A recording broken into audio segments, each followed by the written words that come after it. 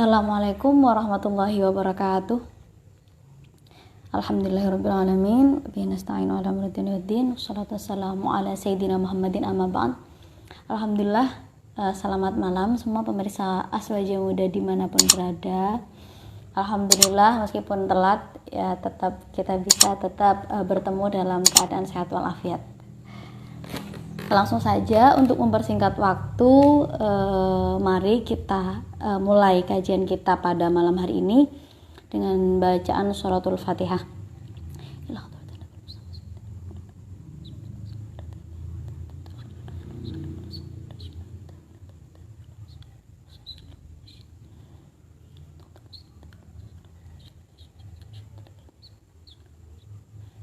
Al-Fatihah.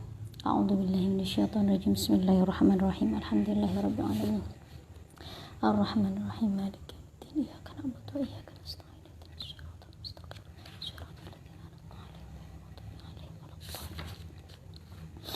Bismillahirrahmanirrahim. Kalau kemarin kita sudah membahas tentang sholat ya teman-teman, sekarang kita akan membicarakan tentang hal-hal yang berkaitan dengan sholat tapi sifatnya faktor eksternal. Kalau kemarin kita membahasnya banyak berkaitan dengan faktor internal dari sholat itu sendiri. Nah, sekarang kita akan membahas tentang sholat yang berkaitan dengan faktor X atau dari luar sholat ya. Jadi bukan dari kerangka sholatnya. Dimana yang mau kita bahas dalam materi kali ini itu adalah tentang masalah jamaah. Ya, masalah jamaah. Langsung saja kita mulai. Bismillahirrahmanirrahim. Qala al-muallifu rahimahullahu ta'ala wa nafa'ana bihi wa bi'ulumihi fid dharaini amin. Bismillahirrahmanirrahim. Faslun wa sholatul jama'ati sunnatun mu'akkadatun. Fasal menjelaskan tentang bahwa sholat jamaah itu adalah hukumnya sunnah mu'akkad. Nah, ini kesunahannya baik bagi laki-laki maupun baik untuk perempuan.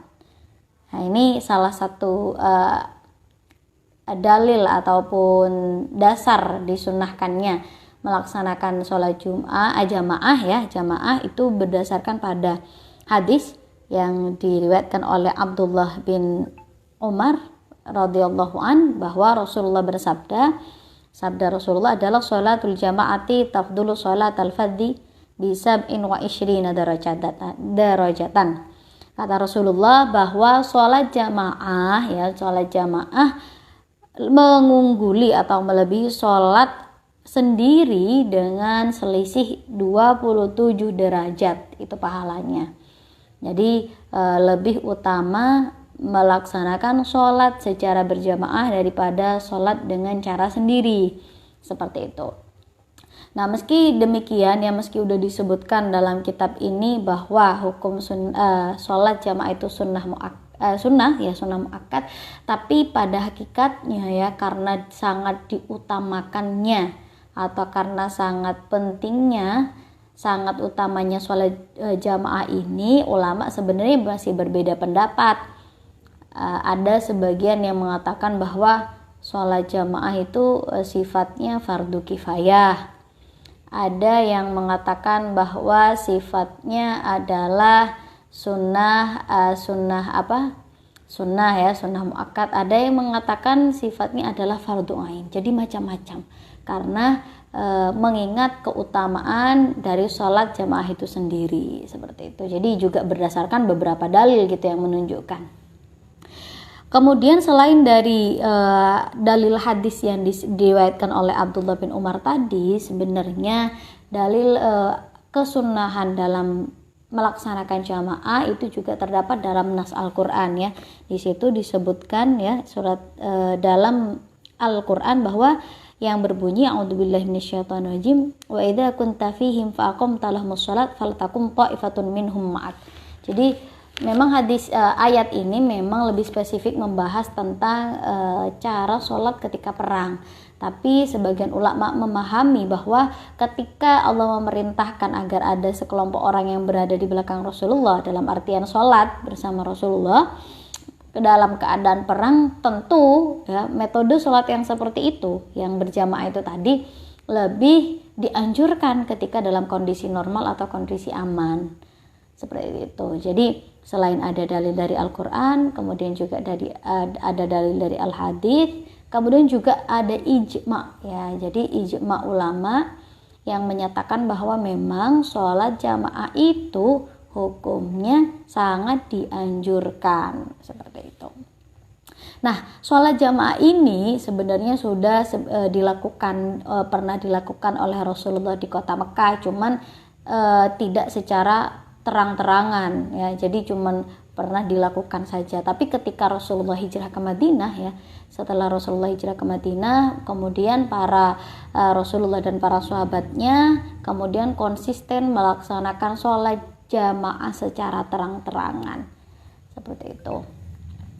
Bahkan Ibnu Sulaiman Ad-Darani menjelaskan ya, saking pentingnya sholat jamaah itu, orang yang meninggalkan sholat jamaah, tidak mungkin seseorang meninggalkan sholat jamaah kecuali karena disebabkan dosa yang pernah dia lakukan gitu, saking pentingnya gitu ya. Jadi berarti ada tanda-tanda kalau kita tidak jamaah, wah kenapa ini, kita perlu dipertanyakan gitu diri kita. Jadi memang sangat penting untuk melaksanakan sholat jamaah. Bahkan kalau adat dari ulama-ulama terdahulu ya, saking mereka sangat muwadhabah itu konsisten melakukan sholat jamaah, ketika ada dari mereka dalam satu minggu tidak melakukan sholat jamaah ya, nggak ikut sholat jamaah, mereka itu datang saling mentakziahi. Jadi mereka berduka gitu. Berdukanya bukan karena orang meninggal, tapi berduka karena orang yang tidak jamaah itu terhalang dari mendapatkan pahala jamaah. Yaitu saking besarnya fadilah dan pahala ketika orang melaksanakan sholat secara berjamaah. Kemudian wa'alal ma'mumi, nah ini cara berjamaah ya. Jadi jamaah tadi selain ada keutamaannya, nanti ada batas minimalnya. Nah batas minimal itu yang penting ada imam dan makmum, sudah cukup itu 2. Jadi satu jadi imam, kemudian satunya jadi makmum, itu cukup, sudah dikatakan jamaah. Kecuali dalam sholat Jumat. Ketika jamaahnya jamaah sholat Jumat, maka pesertanya makmumnya itu makmum serta imam itu harus mencapai bilangan 40. Jadi nggak boleh cuma berdua gitu, harus 40 gitu kalau bilangan pada sholat Jumat. Kemudian wa'alal makmumi ayyan wiyal i'timama dunal imami. Nah ini tata caranya. Kalau tadi fadilah sudah kita tahu, kemudian batas minimalnya itu adalah 2 orang, 1 makmum 1 imam. Nah tata cara sholat jamaahnya, pertama adalah makmum harus niat bermakmum atau mengikuti terhadap imam. Jadi misalkan niat bermakmum si A dengan si B jadi makmum, maka ketika takbiratul ihram, selain si B niat untuk melaksanakan sholat, dia juga harus niat untuk bermakmum terhadap si A. Seperti itu. Dunal imami, tidak dengan imam. Jadi kalau tadi makmum harus niat bermakmum terhadap imam, tapi kalau imam nggak harus niat jadi imam. Jadi bebas, si imam mau niat sholat sendiri boleh, atau mau niat berjamaah boleh. Kecuali dalam sholat Jumat lagi-lagi ya, kalau sholat Jumat selain makmumnya wajib niat jadi makmum, kemudian imamnya juga wajib niat jadi imam. Kenapa seperti itu? Karena kalau sholat Jumat itu memang menjadi persyaratan sholatnya, menjadi syarat sah sholat Jumat itu ya harus berjamaah. Sehingga ketika imamnya nggak niat berjamaah ya otomatis nggak sah sholatnya, seperti itu. Sholat Jumatnya ya nggak sah. Nah ini berdasarkan ya tentu ini berlandaskan pada innamal a'malu binniyat, hadis itu ya. Jadi innamal a'malu binniyat, karena kalau misalkan dia bermakmum pada orang, mengikuti tindakan gerak-gerik orang, ketika dia tidak bermakmum ya otomatis tidak sah jamaahnya, seperti itu. Kemudian wa yajuzu ayyatammal hurru bil abdi. Kalau tadi caranya cukup dengan niat ya. Kemudian selanjutnya adalah diperbolehkan bagi seorang yang merdeka bermakmum terhadap orang yang sifatnya hamba sahaya. Jadi boleh orang yang merdeka bermakmum pada orang yang statusnya hamba. Tapi lebih utama atau alangkah baiknya jika memang yang mengimami atau yang menjadi imam itu adalah orang yang merdeka. Kecuali memang hamba saya itu memiliki sifat-sifat keutamaan yang lebih daripada orang yang merdeka tadi. Contoh, misalkan hamba sayanya itu lebih luas wawasan tentang masalah hukum Islamnya, atau lebih alim, lebih faqih ya, atau misalkan budaknya itu misalkan balik, sedangkan orang yang merdekanya itu masih murahik atau belum balik, seperti itu. Maka tidak masalah jika lebih baik kalau kondisi seperti itu, lebih baik ya yang lebih alim atau yang lebih berpengetahuan tentang hukum Islam atau yang balik, seperti itu. Wal balighu bil murahiki, dan juga sah bermakmumnya orang balik dengan orang murahik. Orang balik ya berarti yang sudah balik ya. Kalau laki-laki berarti sudah sudah mengeluarkan sperma atau sudah berumur 15 tahun. Kalau perempuan berarti sudah menstruasi atau sudah berumur 15 tahun. Itu boleh. Orang yang dianggap sudah dewasa menurut agama Islam ya, balik itu adalah ukuran yang dianggap dewasa ya, boleh bermakmum dengan orang yang murahik. Murahik itu adalah orang yang mendekati dewasa. Jadi kalau balik sudah dewasa, kalau balik murahik itu mendekati dewasa. Dalam artian siapa orang yang murahik atau orang yang mendekati dewasa, itu anak-anak yang sudah tamyiz. Jadi mereka sudah bisa membedakan mana yang baik, mana yang buruk, mana yang benar, mana yang tidak, seperti itu. Nah, ini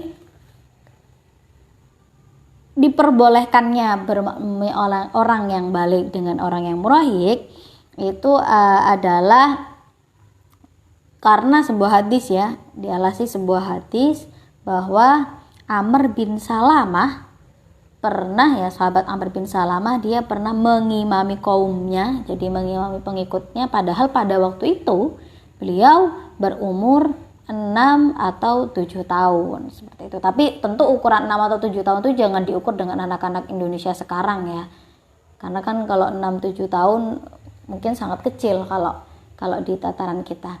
Jadi intinya maksudnya adalah bahwa orang yang murahik atau mendekati dewasa dalam artian belum balik tapi sudah bisa membedakan mana baik mana buruk, sudah tamyiz dalam artian sudah yang beneh lah gitu, maka nanti diperbolehkan untuk menjadi imam.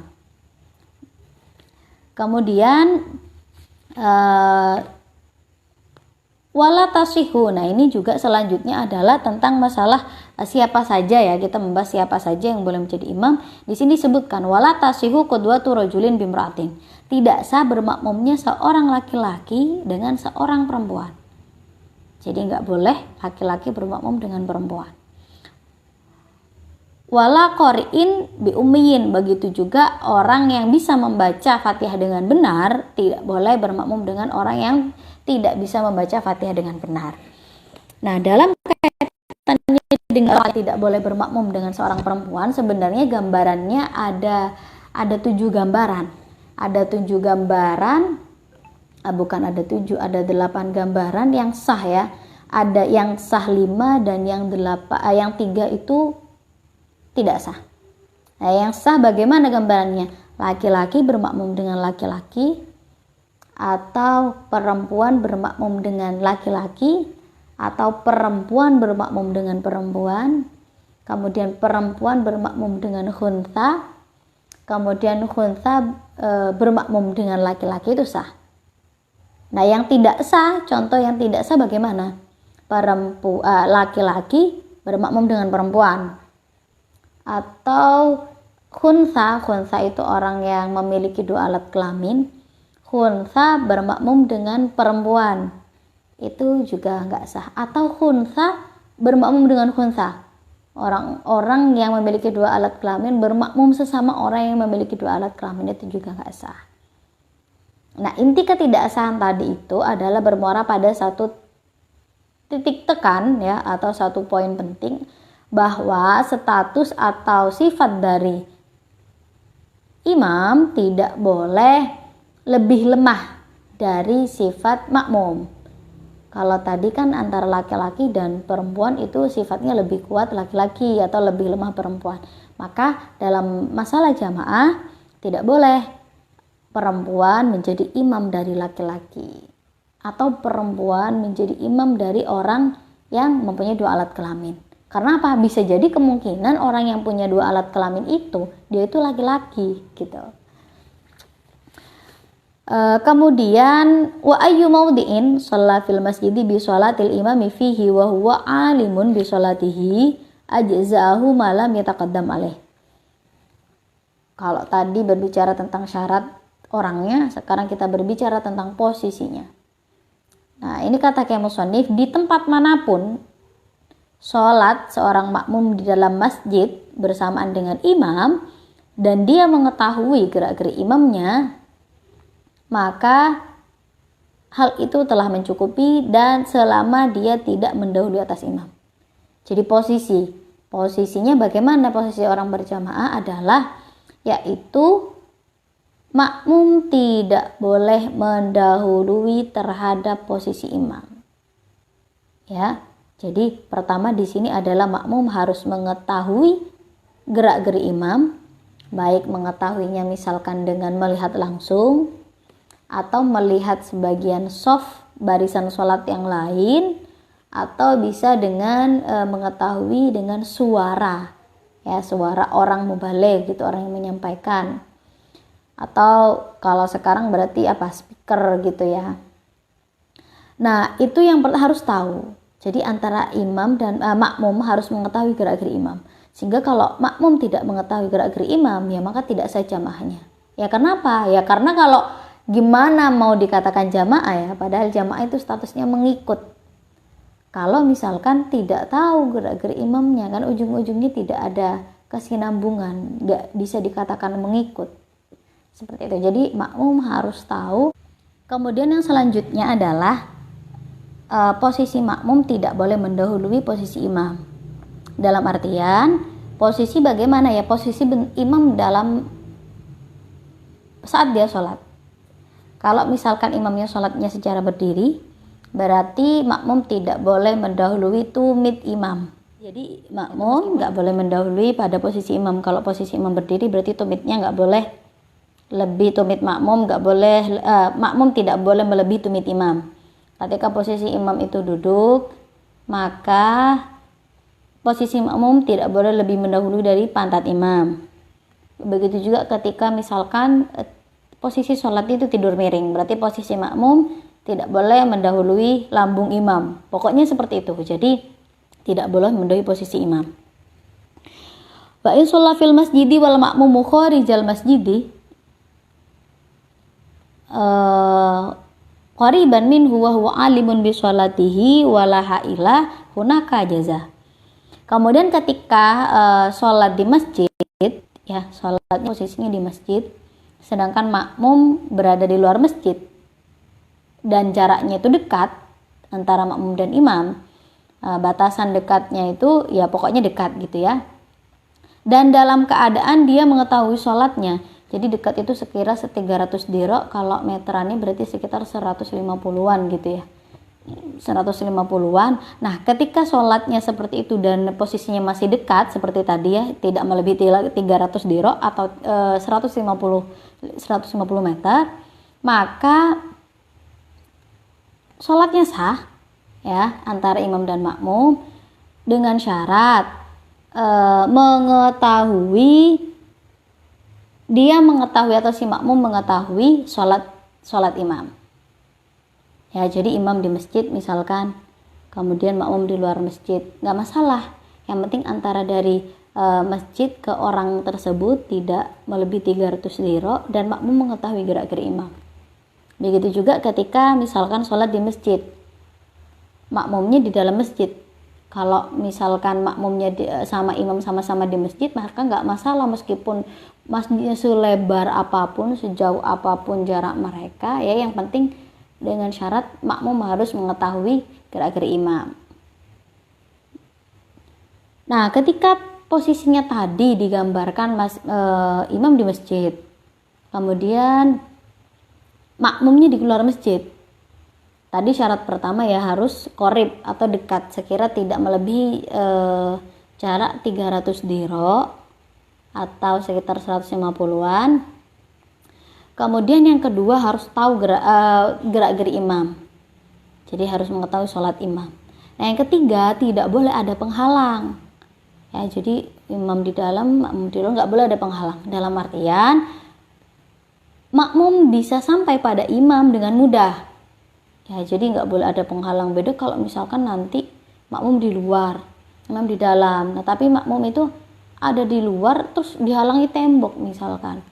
Atau temboknya cuma ada di jendela kecil misalkan, itu tidak diperbolehkan. Jadi makmum harus bisa sampai pada imam dengan mudah.